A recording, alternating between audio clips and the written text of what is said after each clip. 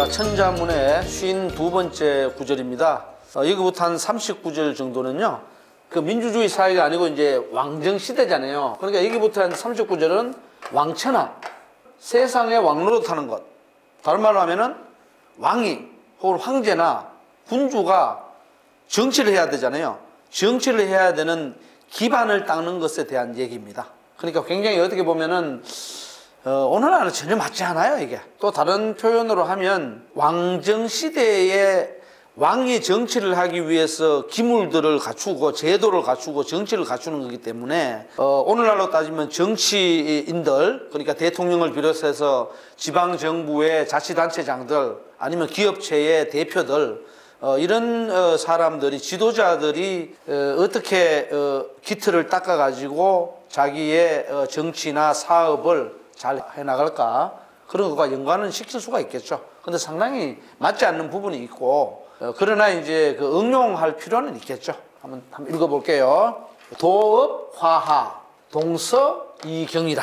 이렇게 되어 있습니다. 그건 뭐냐면, 도업이니까, 옛날에 왕이 이제 천하를, 세상을 다스리기 위해서 뭘 정해야 되느냐. 그러면 도업이니까 수도를 정해야죠, 수도. 어떤 도시. 그러니까 우리로 따지면 서울이겠죠, 그죠? 서울을 정해야 된단 말이죠.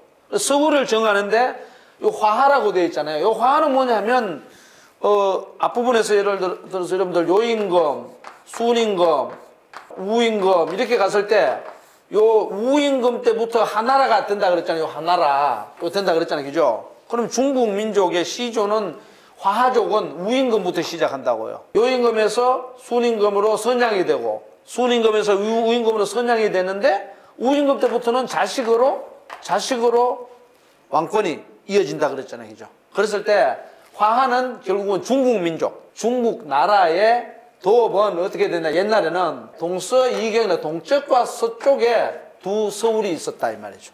서울을 두 개 뒀다 이 말이죠. 동쪽에 두거나 서쪽에 두거나 이렇게 했다는 거죠. 그래서 동쪽에 두 서울은 어딘 거냐, 뭐냐 하면은 옛날 말로 하면은 장안. 여러분 장안이라는 말 많이 들어봤잖아. 장안. 그죠? 장안은 이렇게 써요. 장안. 장안은 오늘날로 따지면 요거는 여러분들 서안이에요.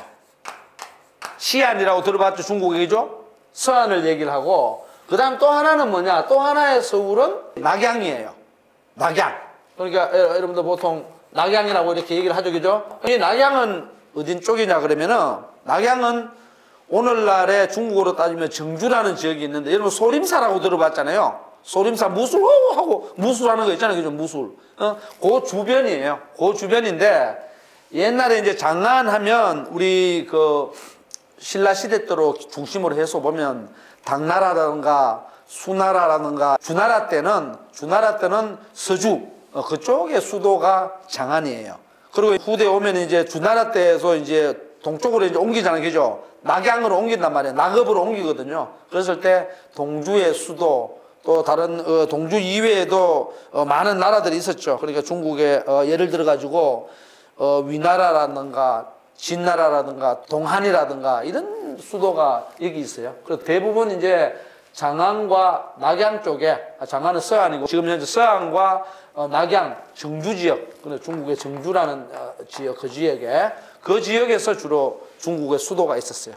오늘날로 따지면 중원이에요. 중국 한복판. 그렇게 보시면 돼요. 그래서 요거는 이제 뭐냐면, 우리나라 조선시대도 그렇죠. 조선시대 여러분들 많은 전설이 있지만, 지금 조선시대의 수도가 지금 현재의 한양이라는 것이 서울이잖아요. 서울이면 예를 들어서 무학대사가 풍수를 어떻게 봤다, 정도전이 뭘 어떻게 했다, 뭐 이런 말들을 많이 하잖아요. 그죠?